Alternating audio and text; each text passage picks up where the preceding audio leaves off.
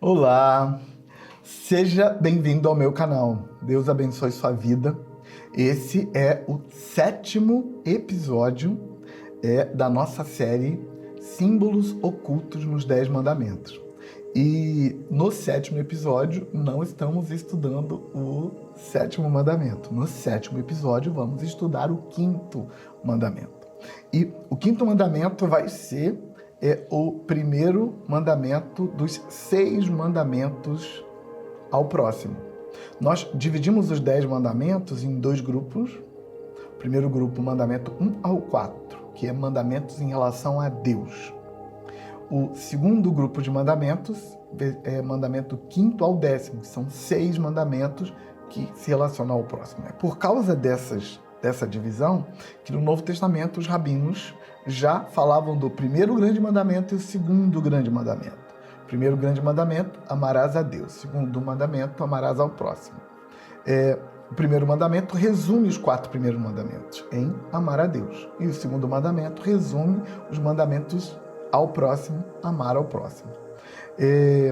Hoje, quando a gente vai trabalhar o 5º mandamento, a gente já saiu da primeira grande parte e estamos entrando na segunda grande parte.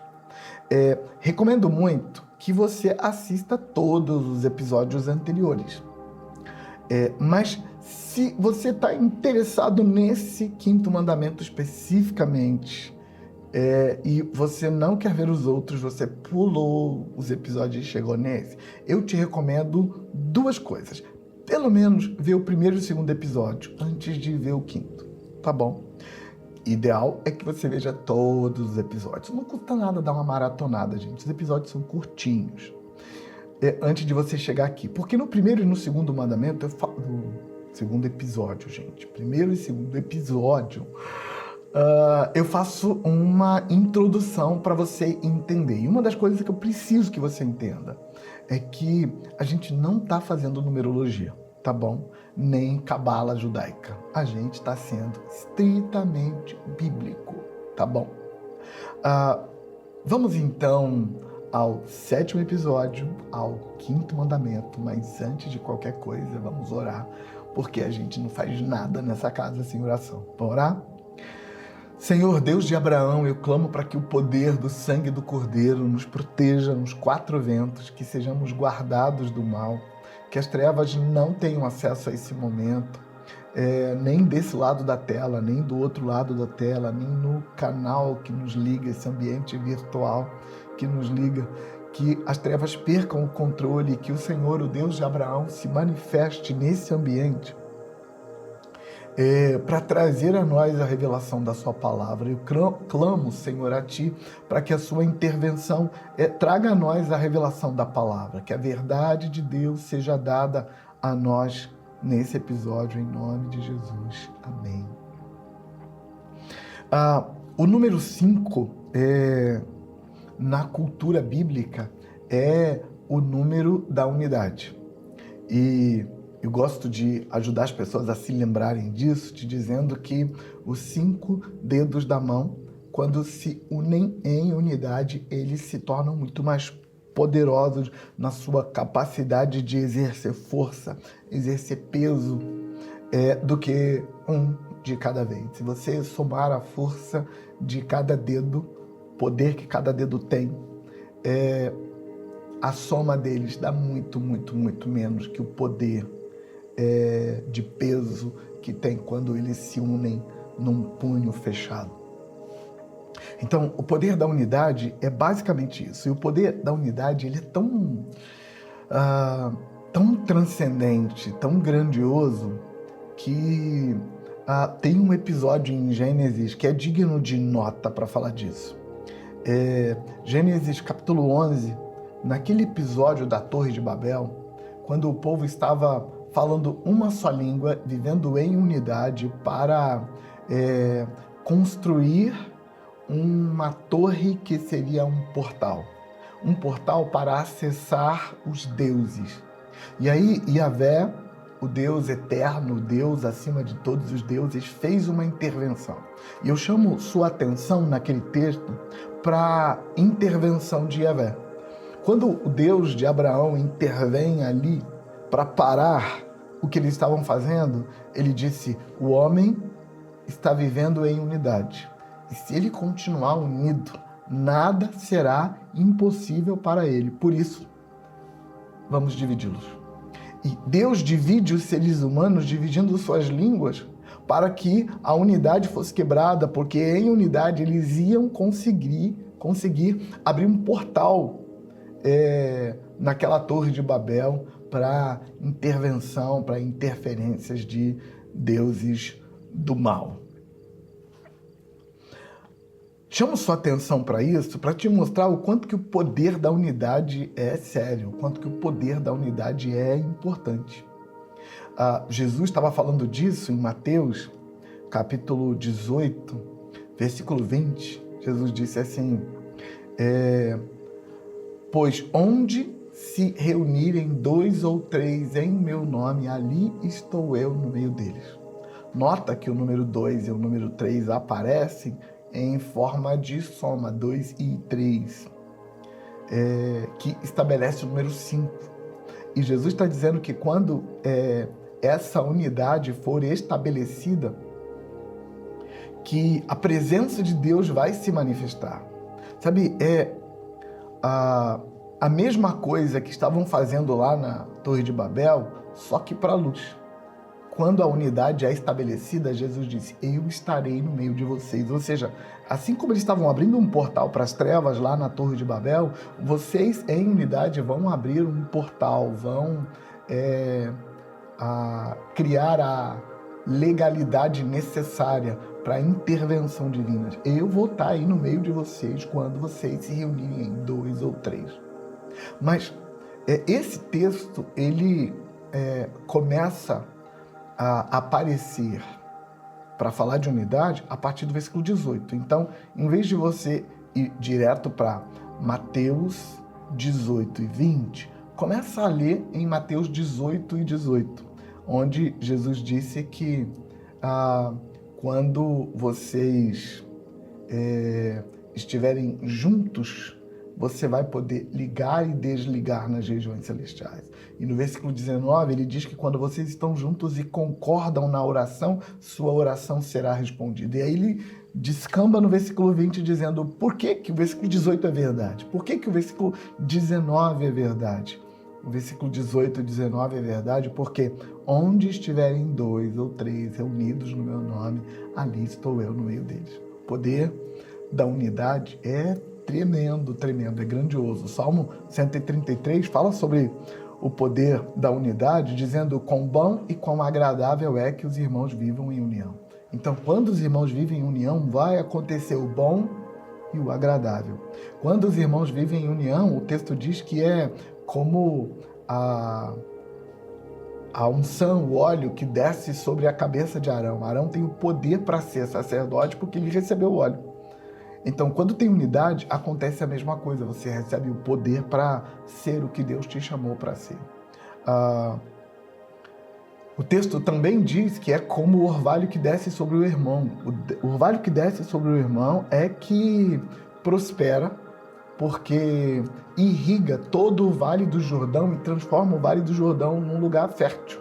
E isso vai descambar lá nos montes de Sião, levando riqueza para Jerusalém. A ideia é que quando tem unidade, vai ter prosperidade. Então, no Salmo 133, quando você vive em unidade, você tem o bom e o agradável, você tem a unção sobre Arão e o orvalho sobre o Hermon, e ali o Senhor ordena a vida e a bênção, e a vida para sempre.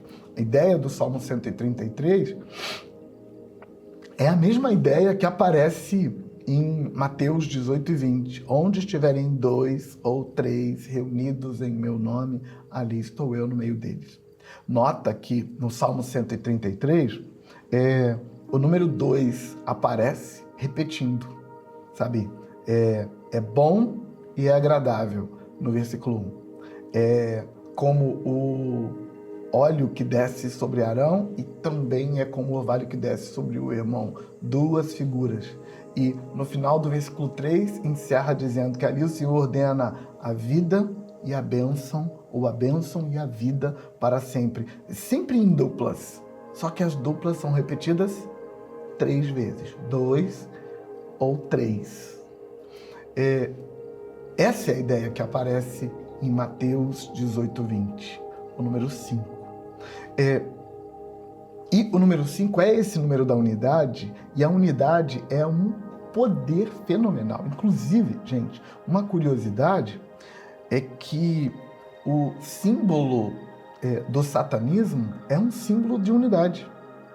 Sim, o símbolo mais poderoso do satanismo é a estrela de 5 pontas, que muita gente diz que aquilo é de Satanás, é nada. Aquilo, o símbolo número 5, é só um símbolo e ele contém uma verdade, o poder da unidade. E esse poder pode ser usado pela luz e pelas trevas. O símbolo do número 5, o símbolo da unidade, é usado do lado de lá e do lado de cá. Eu te mostrei, por exemplo, na Torre de Babel, eram as trevas que estavam usando o poder da unidade. Mas em Mateus capítulo 18, versículo 20, é a luz que está usando o poder da unidade. Talvez uma coisa importante a dizer para você é que todas as simbologias e todos os princípios que operam no mundo espiritual, ele não pertence nem à luz nem às trevas. Os dois usam os mesmos princípios e os dois usam as mesmas simbologias. Então, quando o satanismo usa a estrela de 5 pontas para falar de Satanás atuando no mundo através da unidade dos seus, ele está falando de um princípio que é princípio para ele, para as trevas, mas também é para a luz. Lá, nessa curiosidade do satanismo, quando a estrela está com uma ponta para baixo, assim, é símbolo da cabeça de Satanás governando através da unidade. Quando a estrela tem 2 pontas para baixo, é símbolo do homem em contentamento e em unidade, entregando seu poder para Satanás. Então, o poder da unidade não é um poder que opera para as trevas ou para a luz. É o poder, e está lá. Se a luz usar, vai ser bênção para a luz. Se as trevas usar, vai ser maldição para as trevas. Os dois lados usam isso. Mas o ponto onde quero chegar com você é como é que essa ideia por trás do número 5 está presente no 5º mandamento. Olha o 5º mandamento. Êxodo, capítulo 20, versículo 12. Olha o texto. Honra teu pai e tua mãe, para que se prolonguem os teus dias na terra que o Senhor teu Deus te dá.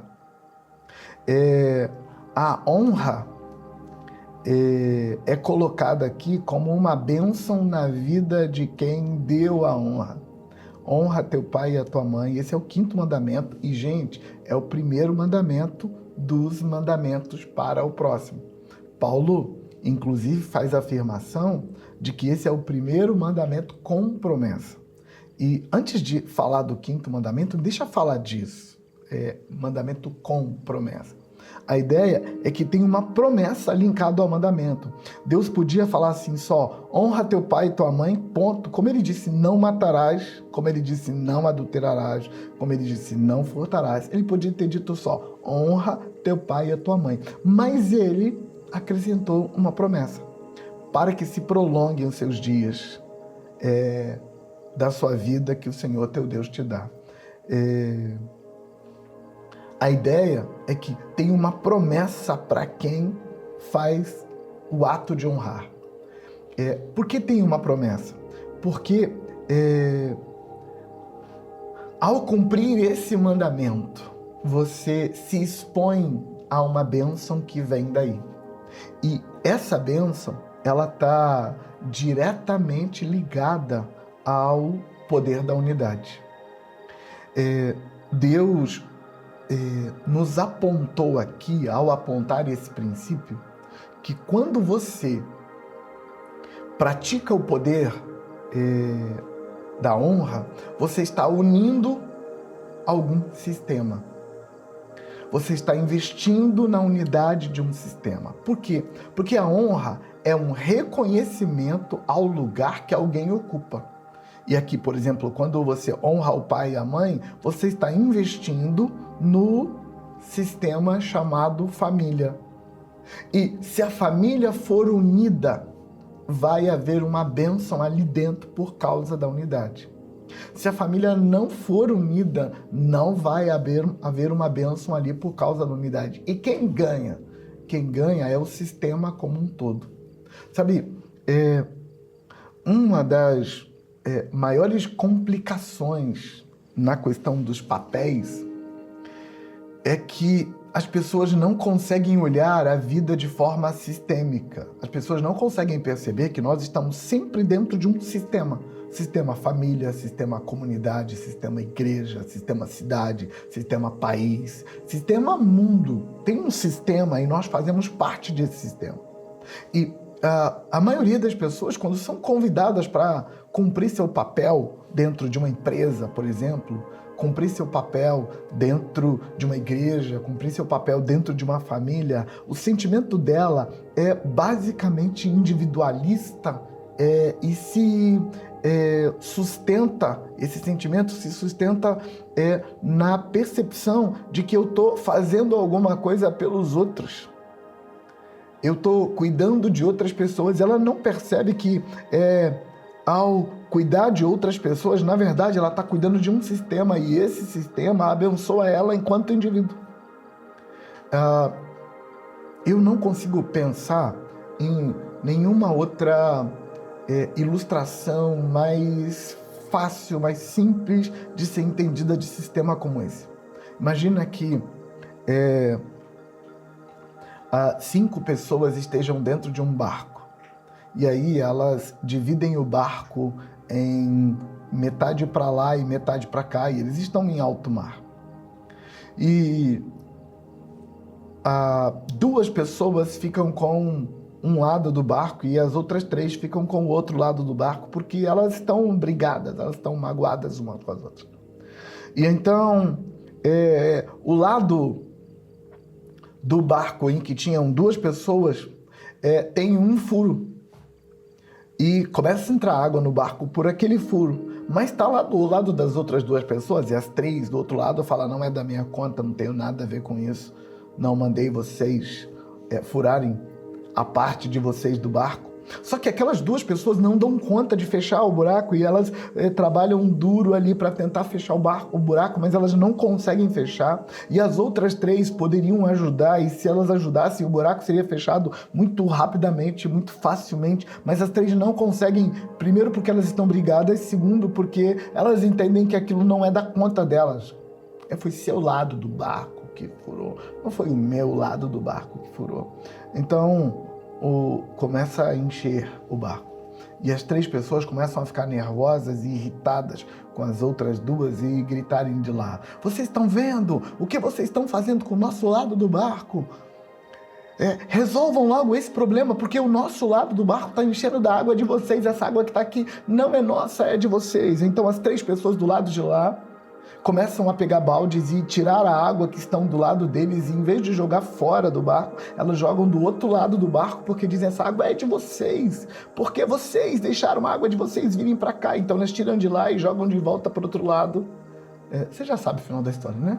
Os 5 vão morrer afogados, porque eles vivem dentro de um sistema, e dentro de um sistema, seu problema é meu. E o meu problema é seu, sinto muito, seu a te contar. Infelizmente, essa mentalidade sistêmica, ela não faz muito parte da nossa perspectiva, porque o pensamento cartesiano é sistemicamente egoísta e sistemicamente individualista. Nós não conseguimos olhar o mundo e entender que a empresa do meu patrão não é do meu patrão, ela é minha também. E se a empresa falir, eu também vou pagar a conta da falência. A nossa cabeça individualista não consegue alcançar que a família não é a família do meu pai, é a nossa família, e que estar bem a família vai fazer bem para mim também.